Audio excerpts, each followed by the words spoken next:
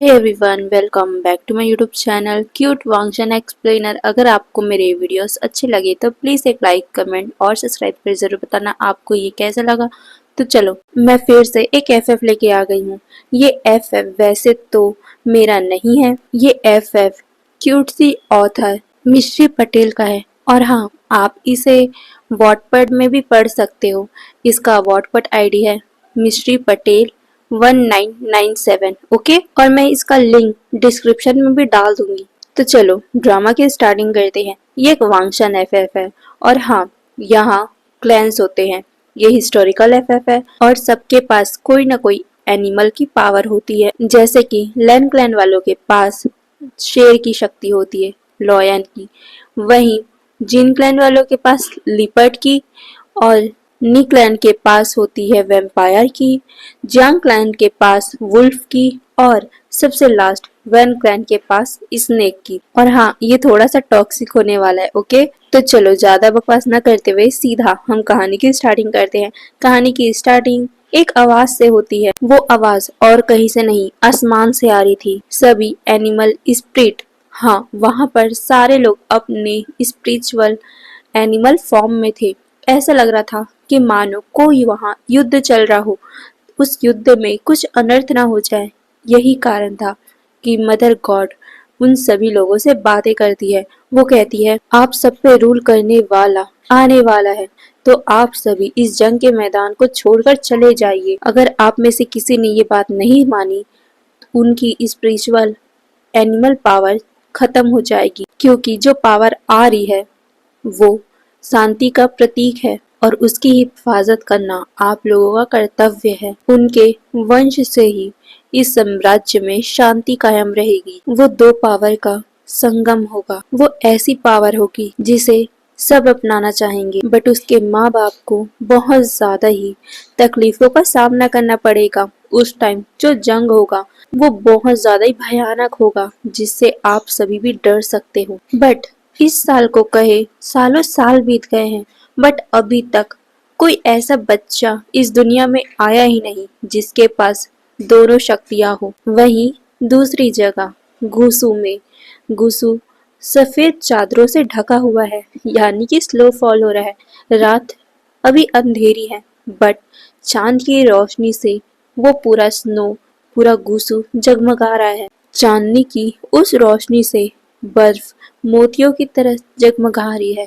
कोई अगर इस टाइम गुसु को देख ले तो वो उसकी सुंदरता में खो ही जाए, और उस सुंदरता को चांद चांद लगाने के लिए एक संगीत जो वहां बहुत प्यार से कोई बजा रहा था, उस आवाज से सभी लोग अपने सपनों की दुनिया में खो रहे थे। बट वही इतने सुंदर माहौल में किसी की जिंदगी नर्क सी बनी हुई थी, और वो भी गुसु के ही एक रूम में। वो पर्सन बेजान लाश की तरह बेड पे पड़ा हुआ था, बट देखने में ऐसा लग रहा था कि वो कहीं का राजकुमार हो। उसकी सुंदरता मनमोहित थी। वो बहुत खूबसूरत दिख रहा था। वहीं उसका रूम भी शाही फैमिली के रूम के जैसा ही था। वो रूम बहुत खूबसूरत था, बट उस रूम में जो सीन चल रहा था वो किसी का भी रूह का पाने वाला था। एक ओमेगा जिसे उसी सुंदर से बेड पे बहुत बुरी तरीके से बांधा गया था, वो चिल्ला न सके, आवाज ना कर सके, इसके लिए उसके मुंह में भी कपड़ा डाला गया था ताकि वो कुछ भी बोल ना सके। वो बिना कपड़ों के उस बेड पे लेटा हुआ था। उसके आंखों से लगातार आंसू की बूंदें गिरे जा रही थी। वही एक हैवान उसको बुरी तरीके से खा रहा था। हाँ, एक अल्फा उसे बुरी तरीके से नोच खा रहा था, बट वो ओमेगा कुछ नहीं कर पा रहा था, क्योंकि वो बुरी तरीके से उस बेड से बंधा हुआ है। उस ओमेगा को दर्द हो रहा है, बट इस अल्फा को इससे कोई फर्क नहीं पड़ रहा। वो तो बस अपनी हैवानियत को उस ओमेगा के ऊपर शांत कर रहा है। वो बस अपनी हैवानियत को उस ओमेगा के ऊपर जता रहा है। वहीं वो ओमेगा दर्द से बस तड़पते जा रहा है। अब तो उस ओमेगा के आंसू भी सूखने लगे हैं, क्योंकि वो बहुत बुरी तरीके से बहुत टाइम से रो रहा है। उसके आंसू भी अब सूख चुके हैं। उसके फेस में जगह जगह पे मार्क के निशान हैं। जगह जगह पे चोटों के निशान, जगह जगह पे बाइट के निशान, बट उसकी नेक में जरा सा भी अल्फा का कोई भी बाइट मार्क नहीं है, यानी कि वो ओमेगा अनमार्क है। बट ये हैवान फिर भी उसके साथ हैवानी दिखाने से चूक नहीं रहा है। वैसे तो दुनिया के सामने वो पति पत्नी है, बट अंदर वो इंसान तो उस ओमेगा को इंसान भी नहीं मानता। वो उसे पत्नी तो छोड़ ही दे, वो अल्फा उस ओमेगा के साथ सेटिस्फाइड होता है और फिर वो उससे उठकर दूसरे ओमेगा के पास चला जाता है जो उस ओमेगा के बगल में ही लेटा हुआ है। हाँ, उस ओमेगा के सामने ही दूसरा ओमेगा भी लेटा हुआ था। वो अल्फा उस ओमेगा के सामने ही उस दूसरे ओमेगा के साथ लव मेकिंग करने लग गया था, इंटीमेट होने लग गया था। बट उसके साथ वो बड़ा ही प्यार से हो रहा था। पहले ओमेगा के साथ जैसी हैवानी उसने दिखाई, वहीं दूसरे ओमेगा के साथ वो बहुत ज़्यादा ही प्यार दिखा रहा था। इससे और भी ज़्यादा उस ओमेगा का दिल जल रहा था। कहने के लिए तो ये अल्फा उसका हस्बैंड है, बट क्या सच में उसे इसे हस्बैंड मानना चाहिए? नहीं, ये हैवान है। और जो अभी हो रहा है उससे तो इस ओमेगा का दिल टुकड़ों में टूट रहा है। अपने ही हस्बैंड को, अपने ही अल्फा को अपने ही सामने किसी और के साथ इंगेज होते हुए देखना किसी का भी दिल कपा सकता है। अभी तो इस ओमेगा को मरने का भी मन कर रहा है, बट वो ऐसा कर भी नहीं सकता। वो बस चुपचाप ये सीन देख रहा है। वो ओमेगा अपने मन में कहता है, मेरी एक गलती के कारण गुसु अब बर्बाद होने वाला है। मेरी गलती की सजा मेरे भाई को भी भुगतना पड़ रहा है। कहने के लिए तो वो इस पूरे वर्ल्ड का सम्राट है, उसके पास लेजेंडरी पावर है, बट मेरी गलतियों के कारण उसका पावर अब सील हो चुका है। मेरा भाई एक स्ट्रॉन्ग कल्टीवेटर था, लेजेंडरी पावर थी उसके पास, इसीलिए वो अभी जिंदा है।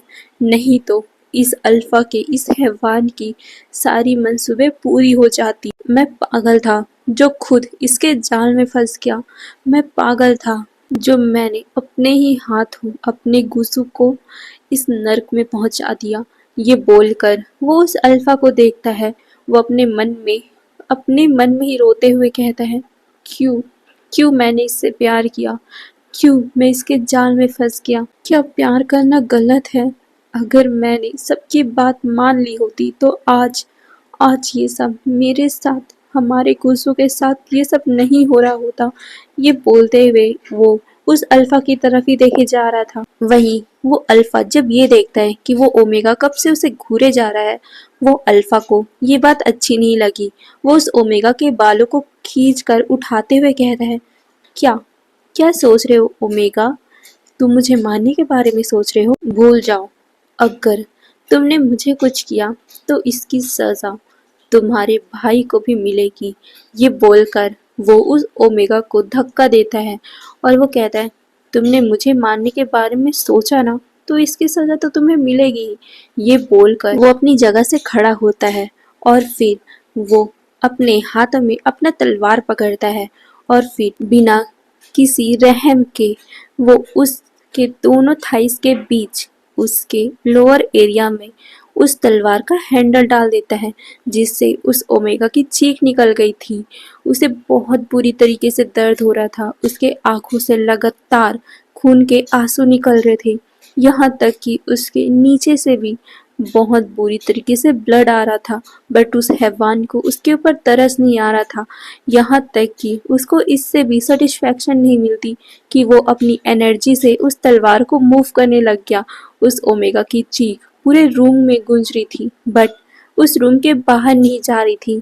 अगर बाहर जाती तो काश दूसरों को पता तो चलता कि उस ओमेगा के साथ इस रूम में होता क्या है। वहीं दूसरे ओमेगा को ये सब देखकर बहुत ज़्यादा ही मज़ा आ रहा था और वो उस अल्फा को कहता है, इस ओमेगा के साथ तो ऐसा ही होना चाहिए। वो अल्फा भी उस दूसरे ओमेगा के बातों पे हाँ में हाँ मिला रहा था। उन दोनों को जरा सा भी इस ओमेगा के ऊपर तरस नहीं आ रहा था।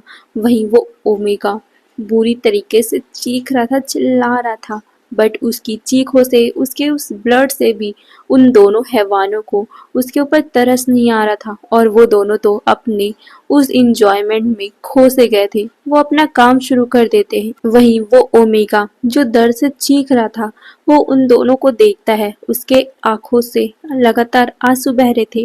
वो अपने मन में कहता है, काश काश मैं उस दिन तुमसे ना मिला होता, काश मैं अपनी भाई की बात मान जाता, काश मैं तुम्हारा सामना कर पाता। कितना खूबसूरत था वो दिन जब मेरा भाई इस दुनिया में आया था, मेरा आजान किंग ऑफ गुसु लानवांग जी। ये बोलते हुए उस ओमेगा के आंखों से लगातार आंसू बह रहे थे और उसने अपना धीरे धीरे करके आंखों को भी बंद करने स्टार्ट कर दिया था। वो अब अपनी पुरानी यादों में खोते जा रहा था। हाँ, ये ओमेगा और कोई नहीं, हमारे सीचेन है। और जो अल्फा जो हैवान है वो और कोई नहीं, सीचेनगा के हस्बैंड मैंग ग्याओ है। और वो दूसरा ओमेगा और कोई नहीं, शूशे है, जो मैंग ग्याओ का लवर है। अब हम आगे बढ़ते हैं। सीचेन अपनी बचपन की यादों में खोते जा रहे थे।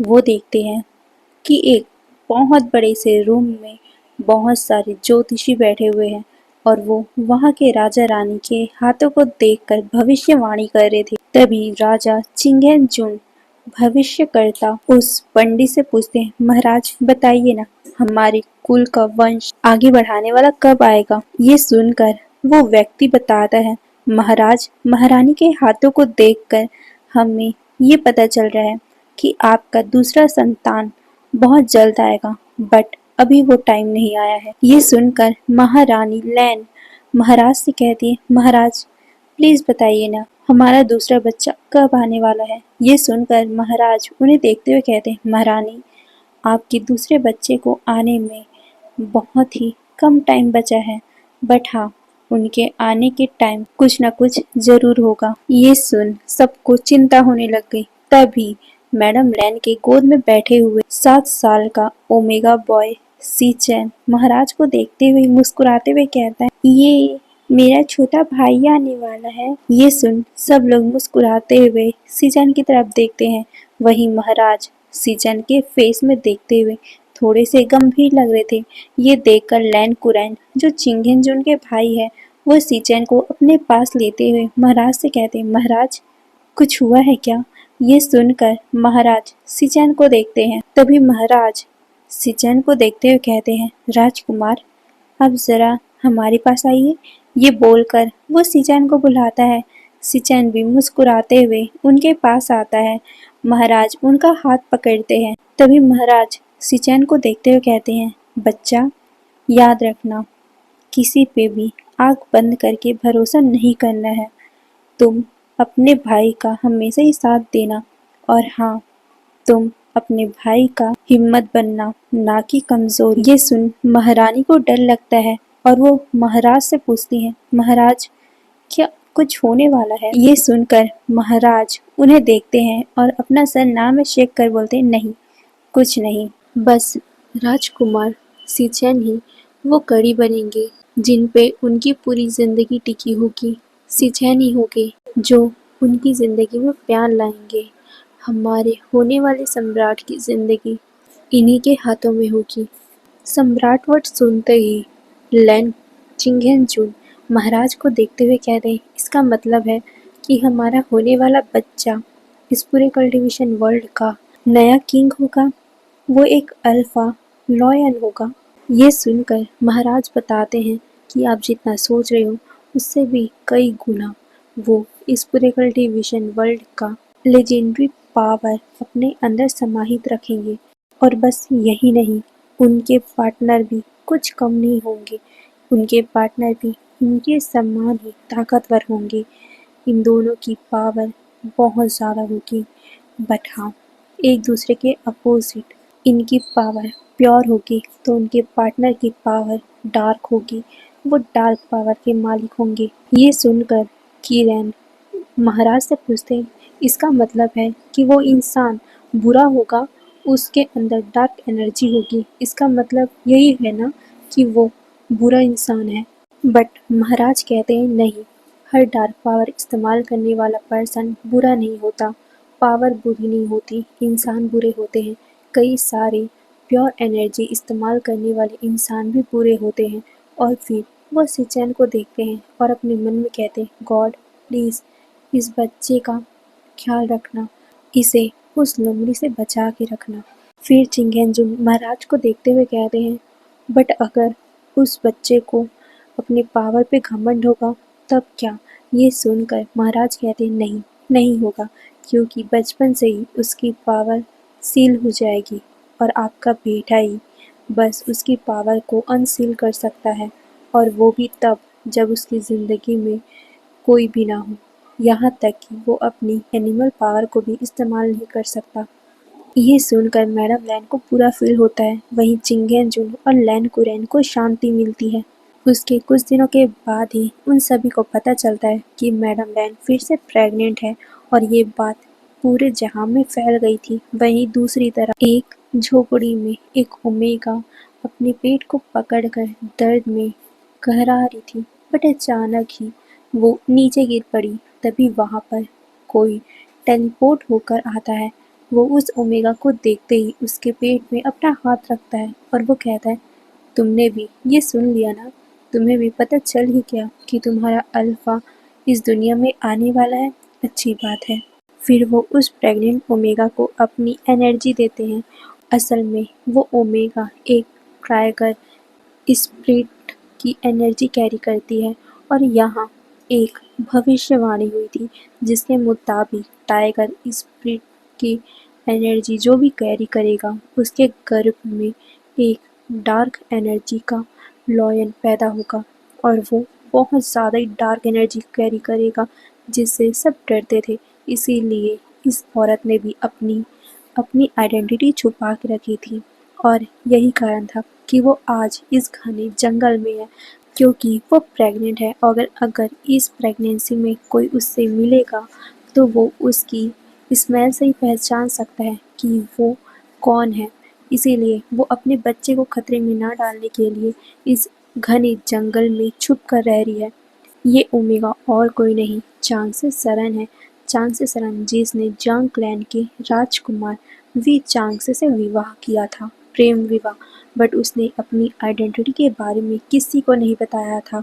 वो अपने जादू की वजह से अपनी आइडेंटिटी को चेंज करके रखती थी। वो अपनी आइडेंटिटी को एक बनी फॉर्म में रखती थी जिस वजह से किसी को नहीं पता था, बट प्रेगनेंसी की वजह से वो अपने हार्मोन्स को, अपने स्मेल को छुपा नहीं पाती थी।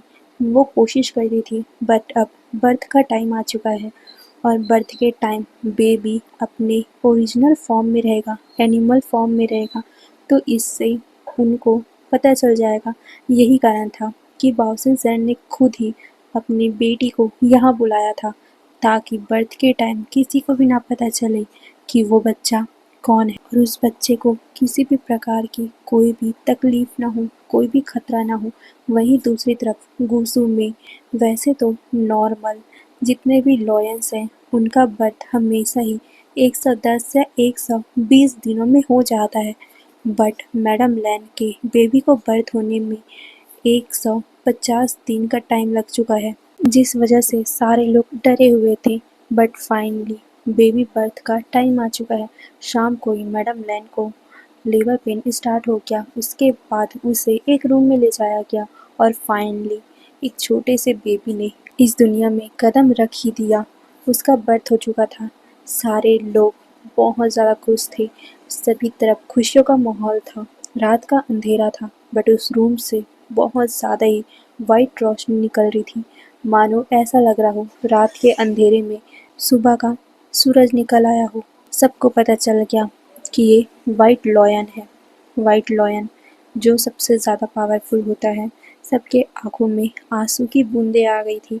वहीं कहीं दूर जंगलों में उस झोपड़ी में भी एक छोटे से बेबी का बर्थ हुआ था। वो पिछले दिन ही हो चुका था। हाँ, वो दिन में हुआ था, बट उसके बर्थ के टाइम उसकी एनर्जी इतनी ज़्यादा डार्क थी कि वहाँ का पूरा एरिया ही काले अंधेरे रोशनी से छा गया था। हाँ, सुबह का मौसम रात में तब्दील हो गया था, जिस वजह से चांगसे सरन बहुत ज़्यादा ही डर गई थी, बट बाओसिन सरन उसे काम करते हुए कहती है, घबराओ नहीं, ये इसका बर्थ ऐसे ही होना था क्योंकि ये एक ब्लैक लॉयन है और इसका अल्फा वाइट लॉयन है और घबराओ नहीं, किसी को पता ना चले, इसीलिए मैं इसकी एनर्जी को ब्लॉक कर रही हूँ। बट समय आने पर इसका अल्फा खुद इसकी एनर्जी को अनलॉक कर देगा। ये सुनकर चांगसे सरन वी चांगसे को देखती है। हाँ, वी चांगसे को भी पता है कि चांगसे सरन एक ब्लैक टाइगर है और उसे भी पता था कि उसका बेबी एक ब्लैक डार्क एनर्जी अपने अंदर रखने वाला लॉयन है और वो अपने बेबी को हार्म होते हुए नहीं देखना चाहता था, इसीलिए उसने भी चांसे की मदद की थी उनकी आइडेंटिटी छुपाने में। वहीं दूसरी तरफ लैन क्लैन में तो खुशियों का माहौल था। मैडम लैन, चिंगेन जून और साथ में सीचैन भी सभी लोगों को खुशियाँ बांट रहे थे। खुशियों के साथ साथ उन सभी को गिफ्ट भी दे रहे थे क्योंकि उनके घर में एक अल्फा लॉयन का जो बर्थ हुआ है।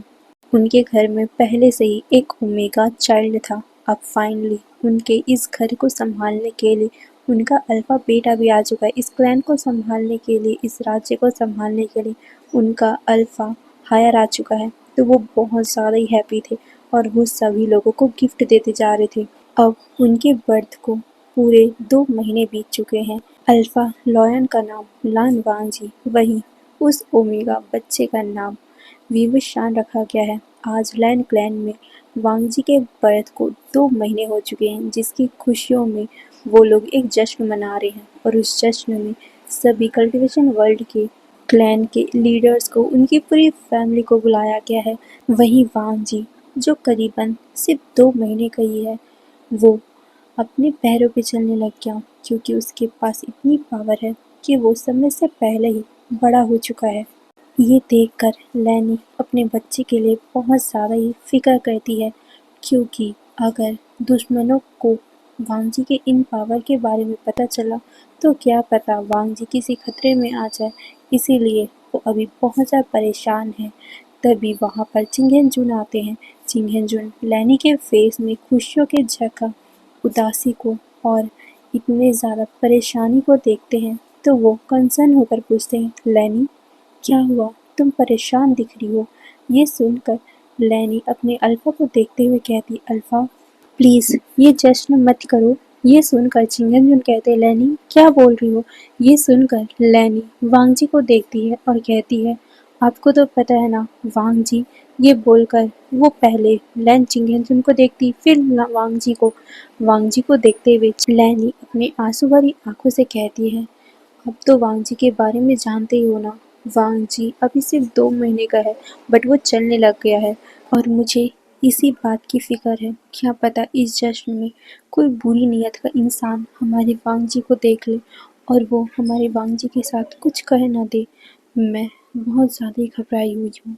ये सुनकर चिंगेंजुन उसको देखते हैं और फिर कहते हैं, लैनी फिक्र मत करो, हम सब है ना, वांगजी की हम सभी देखभाल करेंगे, कोई वांगजी को टच भी नहीं कर सकता। और रही उसकी पावर के बारे में, तो आज कुछ ऐसा ज़रूर होगा।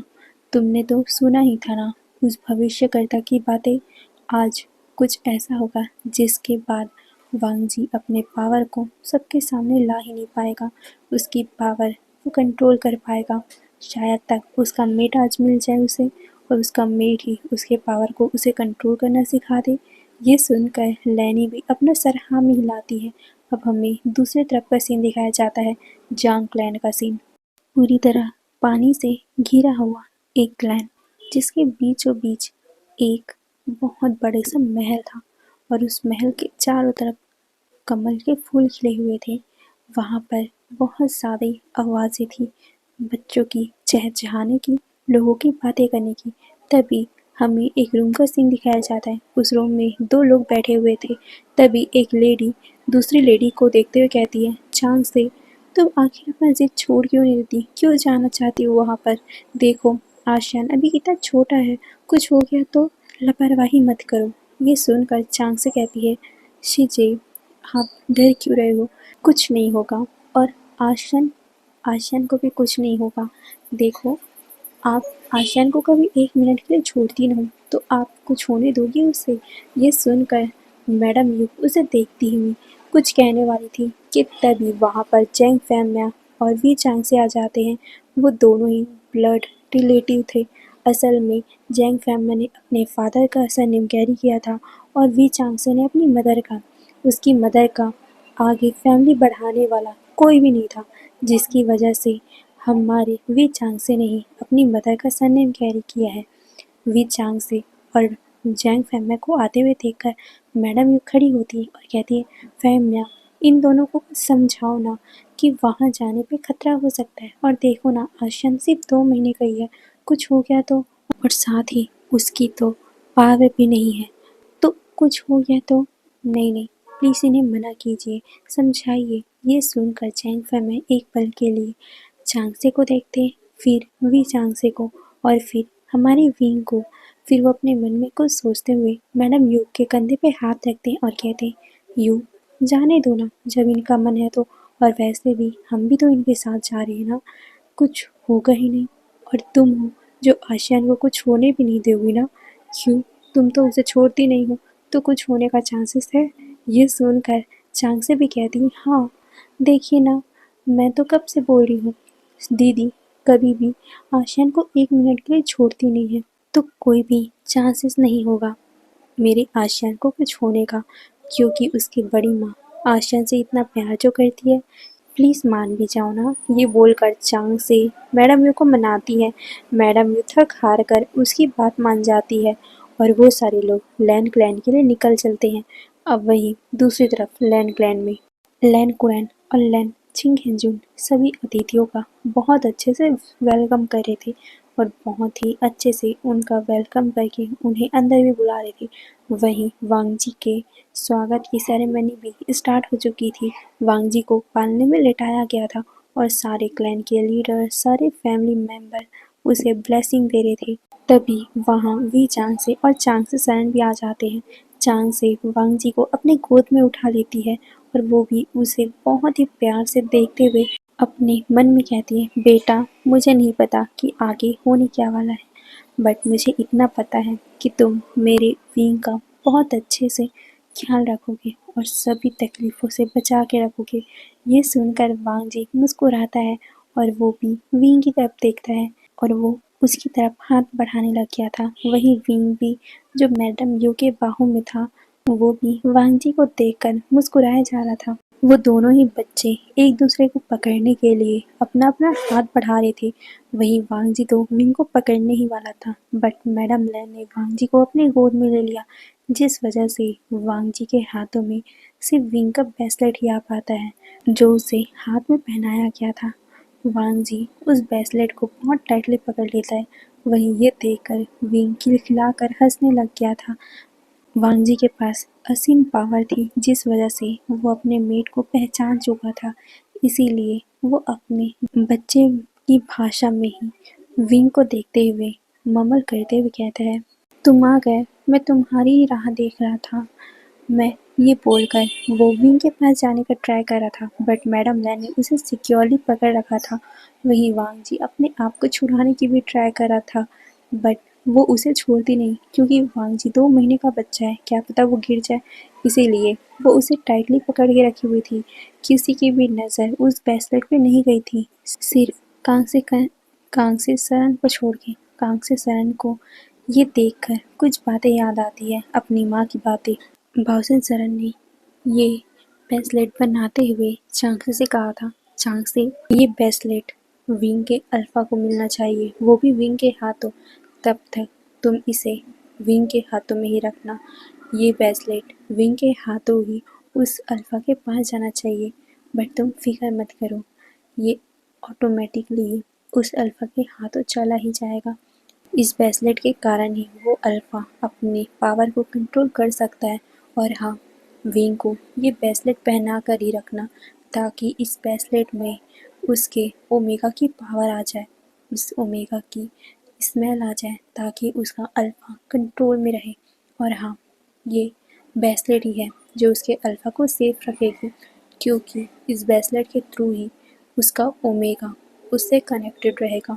और हाँ, इस बीच में तुम विंग को एक बहुत ही स्ट्रॉन्ग योद्धा बनाना, उसके कल्टीवेशन पावर को स्ट्रॉन्ग करना, उसके गोल्डन कोर को स्ट्रॉन्ग करना, क्योंकि विंग ही है जो अपने अल्फा को आने वाले टाइम में सेफ रखेगा।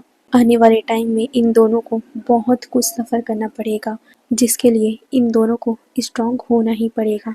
और अभी ये सब याद करते हुए चांसी सरन दोनों बच्चों को देख रही थी और वो अपने मन में कहती है, गॉड प्लीज़ मेरे इन दोनों बच्चों को हिम्मत देना, शक्ति देना, ताकि वो अपनी मुसीबत को आसानी से पार कर सके। मुझे नहीं पता कि वो कैसा मुसीबत है, बट आप प्लीज़ मेरे दोनों बच्चों के साथ रहना। और अब ऐसे ही ये समारोह भी ख़त्म हो गया और फिर सभी लोग अपने अपने घर के लिए निकल चुके थे। अब इस दिन को कई साल बीत चुके थे। अब हमारा विंग 16 साल का हो चुका था। इन 16 साल में विंग को कभी भी उसकी एनिमल पावर मिली ही नहीं, बट इससे विंग को कोई फ़र्क ही नहीं पड़ा। उसे तो जबकि और भी ज़्यादा मज़ा आता था, क्योंकि उसके बोले बिना ही सब कुछ उसके कदमों में जो आके रख दिया जाता था। जैंग फैमिया और जैंग चैंग विंग का बहुत ज़्यादा ख्याल रखते थे, क्योंकि वो जांग क्लैन का एक लौता ओमेगा लड़का जो था।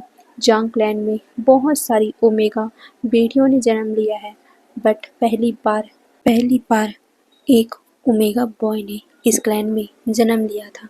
तो वो सारे लोग विंग का बहुत ज़्यादा ही ख्याल रखते थे, और जिससे विंग बहुत ज़्यादा नॉटी बन चुका है। जंग फैमिली ये भी जानते थे कि विंग कोई साधारण बच्चा नहीं है। हाँ, अभी उसके पास कोई भी एनिमल की पावर नहीं है, फिर भी उसका कल्टीवेशन पावर बहुत ज़्यादा है। विंग मासूम है, बट उतना ही ज़्यादा डेविल भी। विंग अकेला ही कई लोगों की खटिया खड़ी कर सकता है, बट ये बात किसी को नहीं पता, यहाँ तक कि मैडम यू को भी नहीं पता। विंग हमेशा ही रात को बाहर निकल जाता था और गरीबों की मदद करता था और दुश्मनों की वो खटिया खड़ी कर देता था। ये बात तो जैंग फैमिली को भी पता नहीं था, बट उन्होंने एक दिन ऐसे देख लिया था कि विंग कैसे लोगों को बचाता था, कैसे दुश्मनों को हराता था। तब तब जैंग फैमिली को पता चला कि विंग किसी मकसद के साथ इस दुनिया में आया है। जैंग फैमिली पूरी कोशिश करते थे कि वो जितना हो सके वो विंग को बचा के रख सके। वो विंग की सच्चाई किसी को पता नहीं चलना देना चाहते थे कि विंग और कोई नहीं ईलिंग पैट्रियार्क है, जिससे सारी दुनिया डरती है, जिसका गरीब पूजा करते हैं, उसे भगवान मानते हैं। वो और कोई नहीं, उनका सबसे छोटा ओमेगा बेटा विंग ही है। ये बात वो सबसे छुपा के रखते थे, यहाँ तक कि मैडम यू से भी। जैंग फैमिली अपने भाई और अपनी भाभी से किया हुआ वादा अभी भी पूरा कर रहे हैं। वो पूरा करना चाहते हैं। हाँ, उनकी भाई और भाभी अब इस दुनिया में नहीं है, बट मरने से पहले उन्होंने लास्ट बार जैंग फैमिली से वादा लिया था कि वो 18 साल होने से पहले विंग को उसके सोलमेट से मिला दे, क्योंकि उनके कहने के मुताबिक उस टाइम विंग के सोलमेट की जान खतरे में होगी। जैंग फैमिया वी चांसलर से पूछना चाहते थे कि विंग का सोलमेट कौन है, विंग कहाँ, मतलब विंग का सोलमेट किस जगह रहता है, कौन है, उसका नाम पूछना चाहते थे। बट उससे पहले ही वी चांसलर ने इस दुनिया को छोड़ दिया था। वहीं दूसरी तरफ चांसलर सरन ने भी मैडम यू के गोद में अपनी आखिरी सांसें लिया था, बट मरने से पहले भी उन्होंने मैडम यू से एक वादा लिया था, सीजे प्लीज़ मेरे बच्चे का अपने बच्चे जैसा ख्याल रखना, वो बहुत ज़्यादा ख़ास है, उसे कभी पता ना चलने देना कि हम उसके असली माँ बाप हैं और हम उसे बचाने के कारण इस दुनिया से चले गए। अगर उसे ये पता चलेगा, उसका गुस्सा आउट ऑफ कंट्रोल हो जाएगा, उसके पावर आउट ऑफ कंट्रोल हो जाएगी और वो उसी के लिए हानिकारक होगी। सीजे वो कोई नॉर्मल एनिमल पावर नहीं रखता, वो एक अलग है, वो सबसे अलग है। प्लीज़ उसे हमेशा ही खुश रखने की कोशिश करना।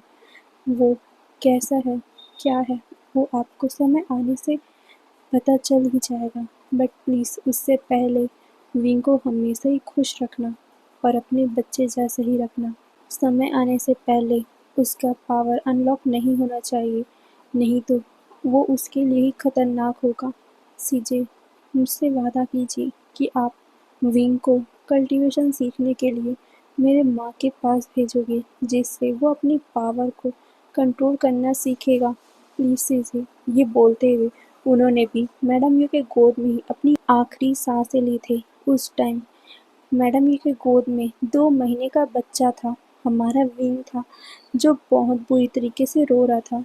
उसे नहीं पता कि यहाँ पर हुआ क्या है, बट उसे इतना समझ में आ रहा था कि उसके माँ-बाबा को कुछ हुआ है, जिस वजह से विंग बहुत बुरी तरीके से रोए जा रहा था। ये देखकर मैडम यू विंग को शांत करवाने की कोशिश करी थी, बट विंग शांत हो ही नहीं रहा था।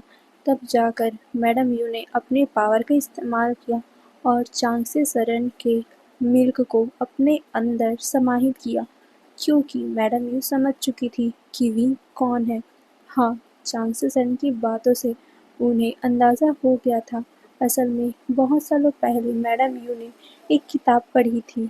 उसमें लिखा हुआ था कि एक अनलिमिटेड पावर वाला डार्क लॉयन आएगा, जो बहुत पावरफुल होगा, बट उसकी पावर सील होगा और उसके पावर को अनसील सिर्फ उसका गुस्सा ही कर सकता है। बट इससे उस पर्सन को भी बहुत बुरी तरीके से हार्म होगा। और अभी चांसेसन की बातें सुनकर कि विंग को कभी भी गुस्सा नहीं आना चाहिए। अगर विंग को गुस्सा आया तो वो खुद को हार्म करेगा। इस बात से मैडम यू को कहीं न कहीं ये समझ आ गया था कि विंग एक डार्क लॉयन है। वो विंग को देख रही थी। विंग एक लॉयन है और लॉयन को अपनी माँ का ही दूध शक्ति देता है।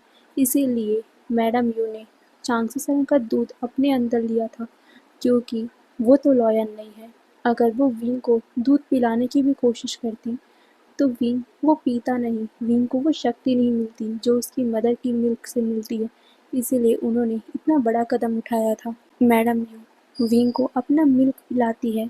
विंग जब उनके सीने से लगता है, तब मैडम यू को एक बहुत ही गहरा सुकून मिलता है।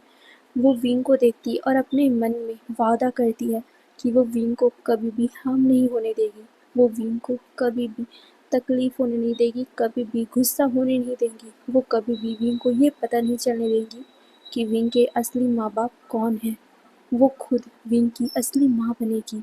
ये सोचते हुए वो विंग को देखती है और अपने मन में ही वादा करती है कि वो विंग को इतना पावरफुल बनाएगी कि कोई भी इंसान विंग को टच भी करने में 100 बार सोचे। ये सब बातें मैडम यू विंग को देखते हुए सोचे जा रही थी। हाँ, मैडम यू पास्ट की बातें सोच रही थी। मैडम यू और जैंग फैमिया विंग और चैंग को आते हुए देख रहे थे। वो दोनों ही देख रहे थे कि विंग कितना ज़्यादा मुस्कुरा रहा है और उसकी मुस्कुराहट देखकर उनको बहुत ज़्यादा सुकून मिल रहा था। मैडम यू विंग को मुस्कुराते हुए देखकर बहुत बड़ी सी स्माइल करती और उन दोनों को कहती, नालायकों, कहाँ थे अभी तक? ये सुन विंग मासूमियत से बच्चों वाला फेस बनाकर कहते हैं, मम्मा, ये आचिन का बच्चा ये सड़कों पे चल रहे ओमेगाओं को छेड़ रहा था, उन पे लाइन मार रहा था। ये सुनकर मैडम यू गुस्से से चैंग को देखती और वो खड़ी होकर पास में ही पड़ा हुआ झाड़ू उठा लेती है और वो चैंग को मारते हुए कहती, अच्छा, मैंने तुम्हें यही सिखाया है कि तुम किसी ओमेगा के साथ ऐसा हरकत करो? तुम्हें कैसा लगेगा जब विंग के साथ कोई ऐसी हरकतें करेगा? ये बोलकर वो चैंग को बहुत मारे जा रही थी। वहीं विंग तो पेट पकड़ के हंसे जा रहा था। मैडम यू चैंग को दौड़ा-दौड़ा के मार रही थी। विंग पेट पकड़-पकड़ के हँस रहा था। वहीं चैंग अपने आप को बचाते हुए कहते, मम्मा, इसमें मेरी कोई गलती नहीं है। मैंने ऐसा नहीं किया है। वो झूठ बोल रहा है। और रही इस नालायक की बात, उस अल्फा की किस्मत फूटी होगी जो इसके पीछे पड़ेगा। ये सुनकर एक अल्फा, मतलब कि अपने अल्फा के बारे में सुनकर विंग का सर फिर से दर्द होने लग गया था। हाँ, जब भी अल्फा की बात आती थी, विंग के सर में दर्द हो जाता था। उसे अपने सर में कुछ आवाज़ें गूंजती हुई नजर आती थी, जैसे कि वो अल्फा बोल रहा है, ओमेगा, ओमेगा, कहाँ हो तुम? मुझे तुम्हारी ज़रूरत है। ये बोलते हुए एक अल्फा दर्द में कहरा रहा था, जिसे सुनकर विंग को बहुत ज़्यादा ही अपने सर में पेन होने लग गया। वो एक ज़ोर से आवाज़ लगाता है, अल्फा, और अचानक ही वो बेहोश। विंग की इतनी दर्द भरी आवाज़ सुनकर मैडम यू, जैंग फैम में जैंग चैंग घबराते हुए विंग की तरफ देखते हैं। जैंग फैन में तो विंग को अपने गोद में ही ले लेते हैं। वो विंग को उठाने की कोशिश कर रहे थे। मैडम यू भी डरते हुए विंग के पास आ गई थी। वो चिल्लाकर बोलती, विंग विंग क्या हुआ बच्चा, उठो। ये बोलते हुए वो भी विंग को उठाने की कोशिश कर रही थी।